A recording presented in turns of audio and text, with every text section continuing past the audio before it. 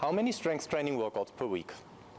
Today we want to talk about how many strength training workouts per week, depending on the desired outcome, as well as other factors to consider next to our strength training workouts per week.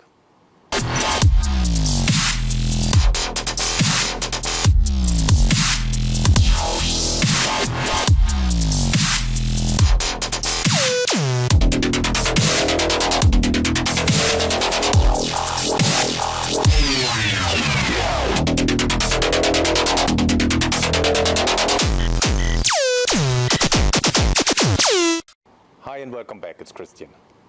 So how many strength training workouts per week do we need to do? First and foremost, more is not always better. There is an optimum. So it doesn't mean the more we do, the more results we have. Actually, at some point it'll become counterproductive. So there will be an optimum of sessions per week.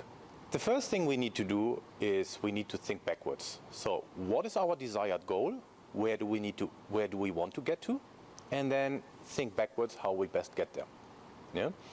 So what's the training goal? Do we want to get stronger? Do we want to become bigger? Do we want to be more powerful? Or do we want to endure longer?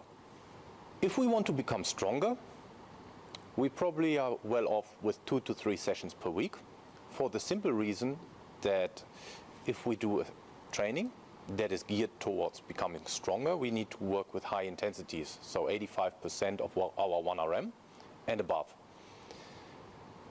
This kind of training has an effect on the nervous system and requires quite a lot of time for the nervous system to recover. From literature, we know that we need 48 to 96 hours between these kind of training sessions. In practice, that's not always practicable, but it gives us an idea that we need longer rest in order to recover from these sessions. So, giving you a quantifiable number, if we want to increase our strength, we need to do 2 to 3 training sessions per week with a minimum of 1 day rest in between. If we are interested in hypertrophy, so becoming a bit stronger and a bit more muscular, there are basically 2 methods. Without going too much into detail, we have a functional hypertrophy and a non-functional hypertrophy. Let me explain that. Functional hypertrophy means we're looking at muscle growth, so really the muscle tissue is growing. Non-functional hypertrophy is actually we increase the energy storage in the muscle and therefore we have more water stored in the muscle, which also gives the appearance of being bigger. So if we work on functional hypertrophy, normally the intensity is a bit higher, so we're talking about 75%, 80, 85% of the 1RM for less repetitions, 8, 6, 5, and a bit more sets. If we're talking about non-functional hypertrophy, then it's more the bodybuilding type of training, so 60%, 65, 70% of the 1RM, and then 12, 10, 8 repetitions. Hypertrophy training doesn't have such a strong effect on the central nervous system as the strength training has. Therefore, we recover a bit faster, but it actually has more of an effect on the muscle tissue. That's why people that are interested in working on hypertrophy, they kind of split up the muscle groups so that we don't work the same muscle group on consecutive training sessions. So for example, a very simple split could be training session 1 we do upper body, training session 2 we do lower body. Yeah? So therefore we can increase the frequency per week, meaning we can do more sessions. But if we look at a single muscle group, we still don't train it more than, let's say, 1 to 2 times. If we are interested in power development, we have a lesser frequency per week, for the simple reason that power training has also a very strong influence on the central nervous system, meaning we need longer time to recover from training sessions that target the power development. One session we haven't spoken about before is sessions that are geared towards learning new techniques and consolidating techniques. This becomes very important when we think about learning more complex exercises, such as the Olympic lifts, so a power clean, a power snatch, a split jerk, let's say. These exercises are very technical and skillful. Therefore, we need to have a longer period of practicing the technique before we can really load load these exercises up.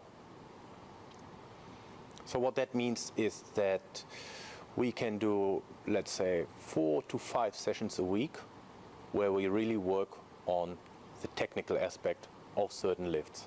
Yeah? So the reason is these sessions don't produce a lot of fatigue. Therefore, we can do them more often in a week. So we spoke about the amount of training sessions per week we can do in order to increase strength, hypertrophy, power, strength endurance, working on the technique. Another thing we haven't spoken about is we also need to think about a proper loading pattern. So it's not only the amount of sessions per week we do, it's also important what we do in week 1, week 2, week 3, week 4, and so on. And that we have kind of increasing intensity or difficulty, and then also an unloading week or unloading session scheduled into the training. One thing we haven't touched on before is really understanding the relation between volume and intensity. Volume refers to the total amount of repetitions.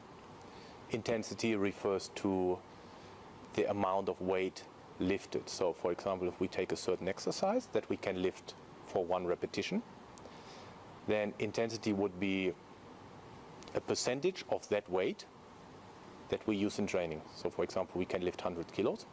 That's our 1 repetition maximum, 1 RM. And if we work on 70% of that, that is 70% of 100, which is 70 kilos.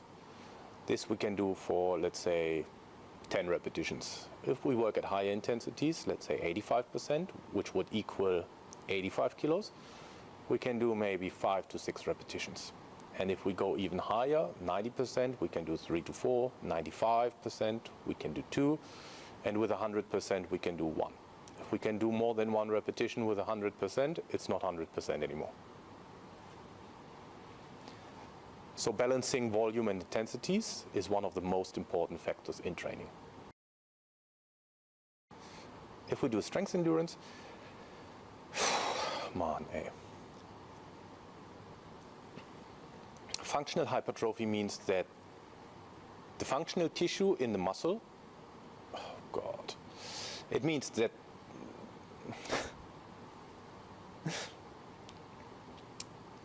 I'm so lost.